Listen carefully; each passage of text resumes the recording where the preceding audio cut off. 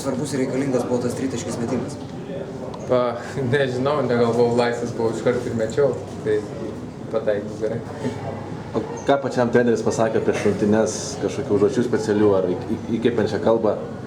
Ne, tiesiog sakė, kad turiu susiginti, nedaryti klaidų kvailų, kad turiu sustatyti komandą, įsivaryti kamuolį. Sakė, jam taškai nesvarbu, aš ar įmesiu, neįmesiu, bet svarbiausia buvo susiginti ir be kvailų klaidų. Jaudulys buvo prieš rungtynes? Jo, buvo. Ir kada dingo ar nedingo? Nu, paskui dingo jau žaidimo eigoje, bet pradžioje jaudinausi. Tai pavyko padaryti tai, ką treneris reikalavo? Nu, pradžioje sunkiai sekės, bet paskui, man atrodo, antroji pusė jau geriau buvo. Bet pats asmeniškai?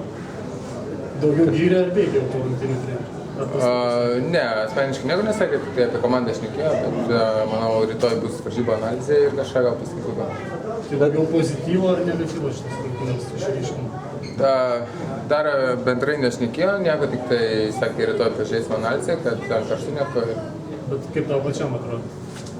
Nežinau, buvo ir gerų epizodų, ir blogų. Buvo tokių pradžių kvailų klaidelių, tokių išsiskubėjo, bet šiaip, manau, normaliai. O savo žaidimu esi patenkintas?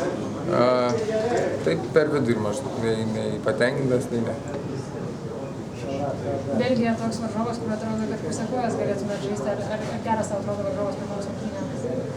Manau, viskas tvarkoja, nes vis tiek mes irgi pirmas oficialias varžybas žaidžiam, tai kol įsivažiuot, toks dar susižaisti reikia, tai manau labai gerai. Matėsi šiek tiek tokie chaotiški sprendimai atakų pabaigoje, ar ką treneris dabar tai sakė?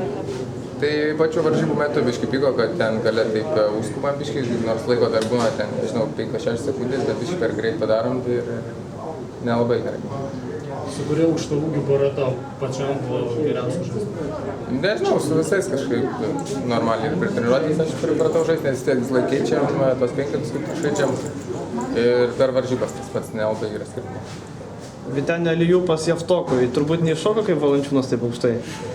Nu, panašiai šoko, bet tik kad neįdėjo, lyg tai ar įdėjo. Neįdėjo.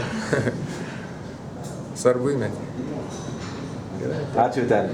Sveikinam.